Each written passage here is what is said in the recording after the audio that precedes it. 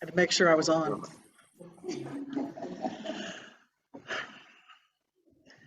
Over the last several weeks, we've encountered many people in the gospel readings from Mark.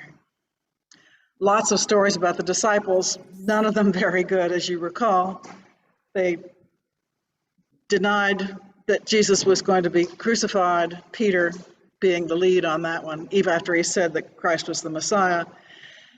They argued about which of them was the greatest on the road, and then last week, James and John said, you know, we really want you to do what we ask you to. Big favor. But there are other people. There are crowds, there are Pharisees, there's a young boy who has a demon, there are the images of Elijah and Moses at the Transfiguration on the mountain. There is a young man who is brought by other people to Jesus, saying that he is blind and could Jesus please heal him.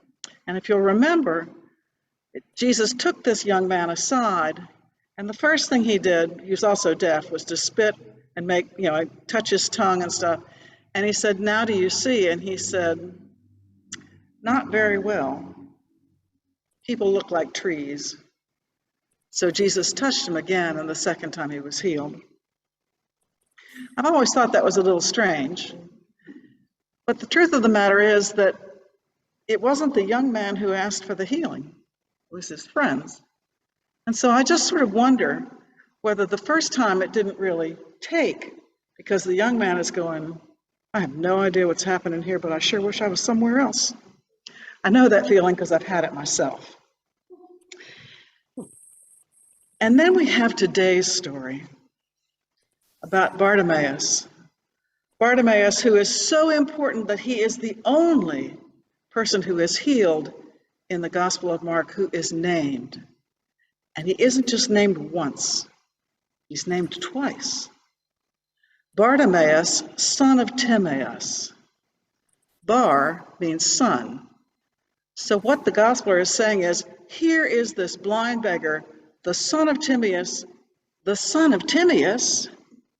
It's important. He says it twice. When anything in Scripture is repeated twice like that, you know you have to sit up and take your ear and put it where it's supposed to go. Bartimaeus is absolutely on the outside of society. He's outside the city, he's off the path, he is out of the economic mainstream, and he is certainly out of the social mainstream, even though he is the son of Timaeus. He has no connection with that family, it would appear. They have not taken him in to take care of him once he is blinded. He's just left to beg.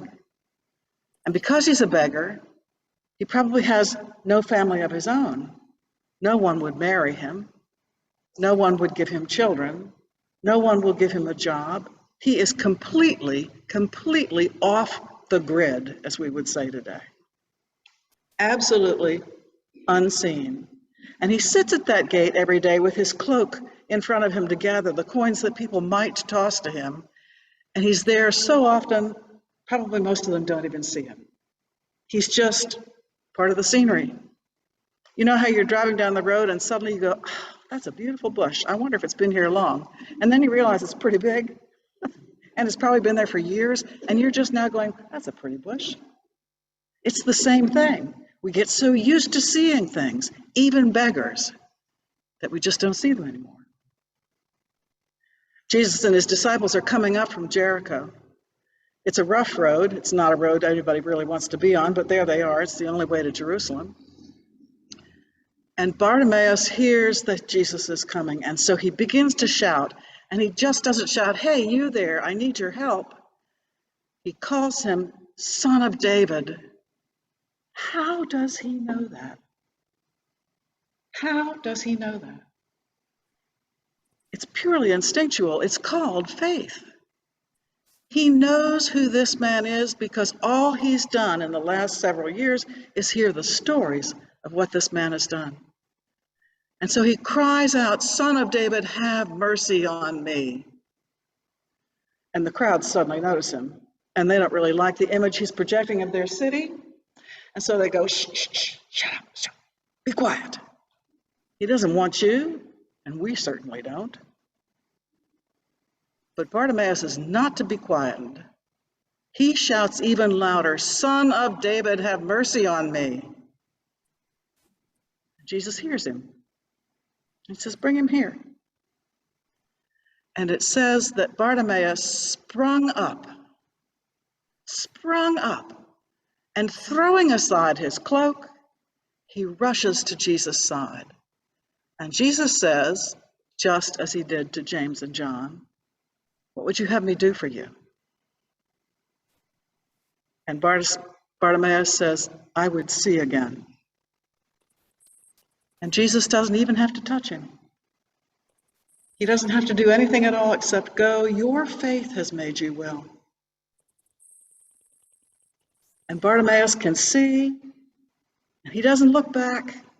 He goes right behind Jesus up that road from Jericho to Jerusalem, all the way to the cross. He can see, and he becomes a true disciple. Now, by itself, it's an interesting story. But is it all we're supposed to hear? Because when I sit and think about that story, and I'm going, okay, so I've never had a Bartimaeus experience. I hope I've not been in the crowd, but I'm pretty sure I have. I've not been Jesus, that's for sure. And I don't know how the disciples would have felt about this. Probably a lot like the crowd did, "Oh God, another one, just get them out of here. We don't need these people. It's messing up our discipleship." And that's when I realized that Bartimaeus is everything everybody else before this has not been. From the moment when Jesus asked, "Who do you say that I am?" it has gone south for the disciples. They have not been able to figure out what he means when he says, "I will die and be crucified and raised again on the third day." They just don't get past the dead part. They can't imagine the others, the rest of it, that resurrection stuff. So then they began to say, well, who's going to take this over? And poor Peter steps in it really bad and says, "Stop talking like that." And Jesus calls him Satan, and that's not good. How many times, though, have we been like those disciples? Have we wondered who's going to be the best? Have we wondered who's going to take over? Have we wanted to say, "Oh, Jesus didn't really mean that"? And the Pharisees, who just want to uphold their faith exactly the way it's been from the beginning as far as they're concerned. Of course, it hasn't always been, but it's what they know now, and by golly, this is what we have to do. We have never done it any other way before, and we are not going to change. Just because some crazy man comes in here, granted he does a few miracles, things that we really can't do.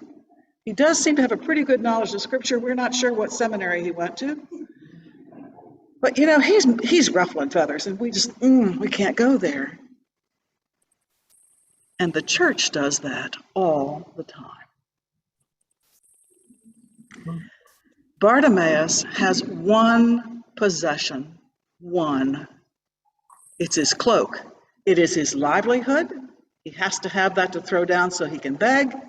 It is his house. It is his bed. It is his blanket. It is the sole thing that keeps him warm when nothing else will.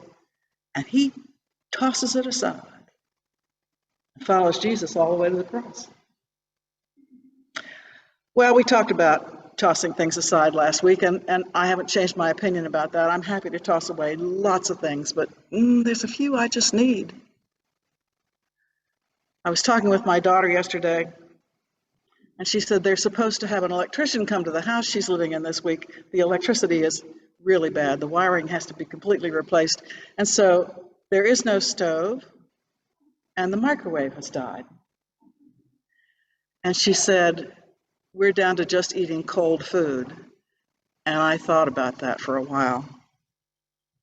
Brothers and sisters, I'm not sure I'm willing to give up hot food. I do believe I think I want that, and I think I need that. But my family is living on cold food, and I can't fix that.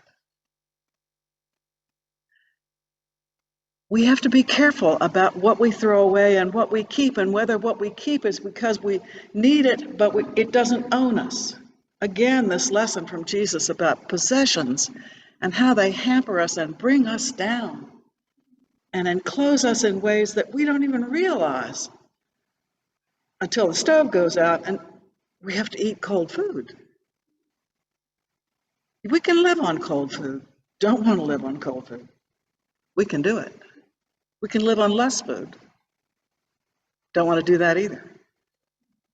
But if it means I might be just a little bit closer to Jesus, maybe I should. Bartimaeus sums up the last two chapters and starts the true triumphal entry into Jerusalem, which we will read about, I think, next week. What can we set aside so that when we make that entry, we can be just a little less encumbered by the world and have a little more space for the Lord? Our collect this morning asks God to increase in us the gifts of faith, hope, and charity. I think we all ask for those things. I think we all hope that we get and have more of those things and have them when we need them. But will there be room for them? Will we make room in our hearts and our lives for more faith, more hope, and lots more love? It's a decision we have to make every single day. I invite you to join me in making that decision every single day and to listen and to ask for sight so that we might see the world as the Lord sees it and not as we want it to be.